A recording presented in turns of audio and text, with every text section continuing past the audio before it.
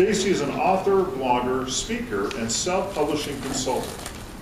Her latest book, The Memoir Midwife, 9 Steps to Self-Publishing Your Book, was released on November 15th and has been flying off the bookshelves and Amazon into the anxious hands of future authors. As an active parent in the Park City School District and a self-publishing instructor for the Lifelong Learning Program at the University of Utah, Stacy is often asked to speak at educational events. Her speech today is entitled Graduating Back to College and is in preparation for speaking at one of several family high school graduation events held at the end of the school year on what it's like to send your kid off to college. It chronicles orientation week with her son Derek when she helped him move into his dorm the beginning of his freshman year at the University of Miami. This speech is her final one in the entertaining speaker manual, the topic of which is speaking after dinner.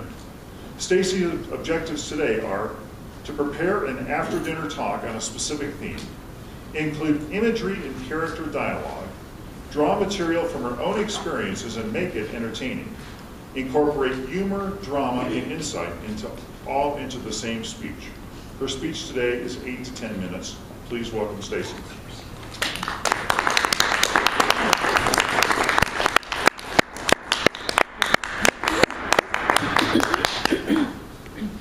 Can you turn the light off? Yeah.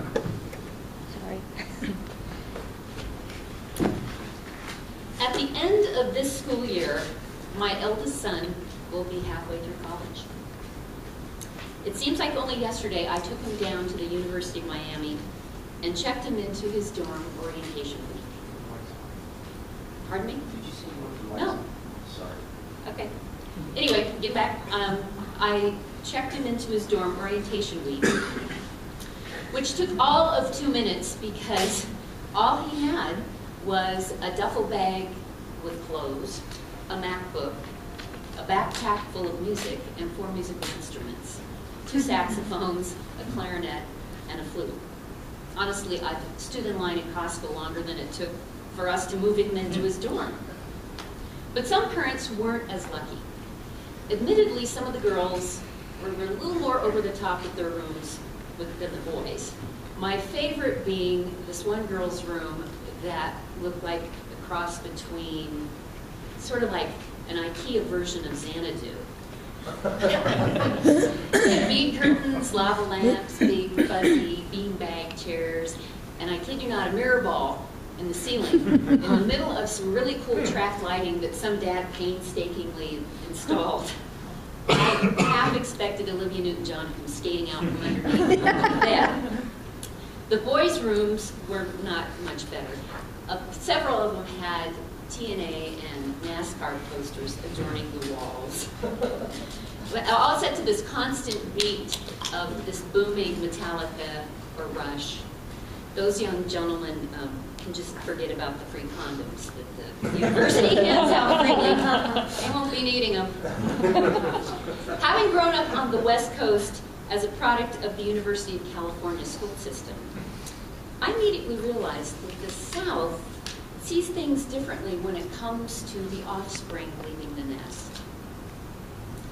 My parents literally, when I started college, they literally dropped me at the curb outside the Sather Gate at the University of California, Berkeley, on their way to the airport. They went to the Caribbean. And 6 months later, they moved there. Oh. Yeah. So Southern parents, on the other hand, I found out, take college so seriously you would have thought we were dropping our kids off at Hogwarts. There were, not only were there seminars and receptions and mixers, all to put the parents' minds at ease, but there was this one orientation seminar for the parents called, I'm going to get this right, Adjusting to Life as a Parent of a College Student. We had that, and thankfully they also taught us the Miami Hurricanes cheer so that we wouldn't embarrass everybody when we came to football games. Actually, just showing up at the football games would have been embarrassing enough for our kids. Thankfully, they also clued us into the teams that we're supposed to hate. Because which is really helpful for me because I do not follow collegiate sports.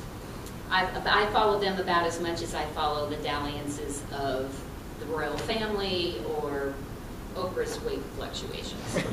So it's all Greek to me. But getting back to this one seminar in particular that caught my eye, this one about letting go. It was taught by campus-staffed counselors, psychotherapists, and it was by far the most popular because that week it was taught 12 times a day.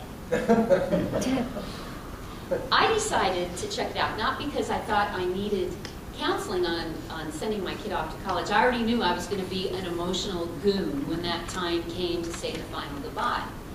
But rather, I wanted to see if there were other parents that were just as weird as me when it came to dropping your kid off at college. I had this weird dichotomy. On the one hand, I was picking out paint chips for my college-bound son's room, but on the other, I was mourning the loss of no more saxophone noise coming from that same room, even though his constant practicing drove me nuts. It was very strange.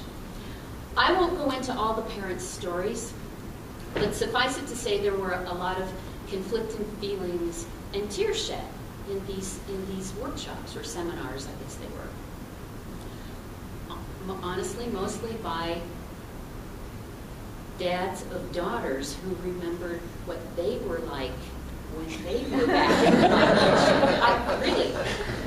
There was one dad in particular who lamented over his 18-year-old daughter's choice of wardrobe, her skimpy clothes for college.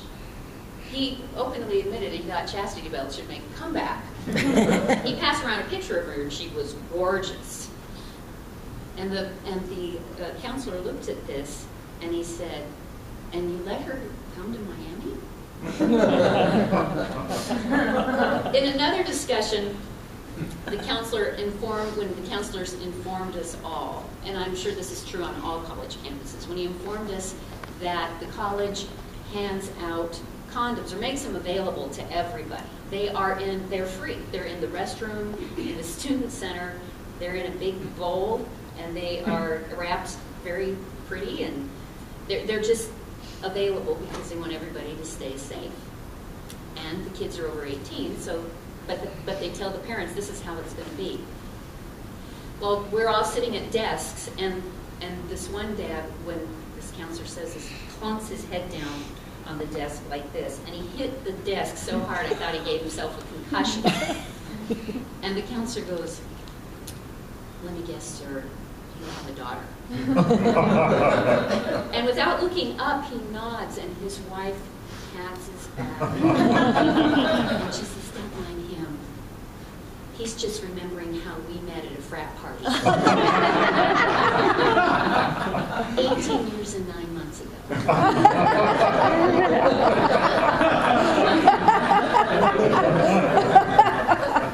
As for me, I've already made friends with the idea that my son's going to do a lot of things in college that kids just don't do when they live at home. I actually want him to experiment and have fun. I just want him to be smart about it. And I do not want to know the details. Because I'm back here in Park City happily deluding myself into thinking he's spending all of his free time in the library. Stupid, I know, but it works for me. So, the dropping off. After dinner, the last night of orientation week, my son and I sat in my rental car in the parking lot of the dorm, trying to impart a thoughtful goodbye. I stuttered through my words like an incoherent twit.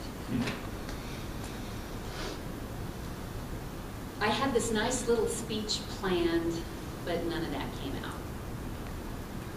Derek listened politely to the maternal nonsense I babbled through choked-back tears, until I finally said, "All right, enough of this. You need to go."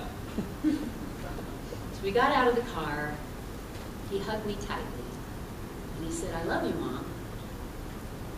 And in that second, I remembered everything from preschool field trips, to reading in bed, to the first bump run ski day we had, to teaching him how to drive a stick shift, to helping him pick up the pieces of the broken heart.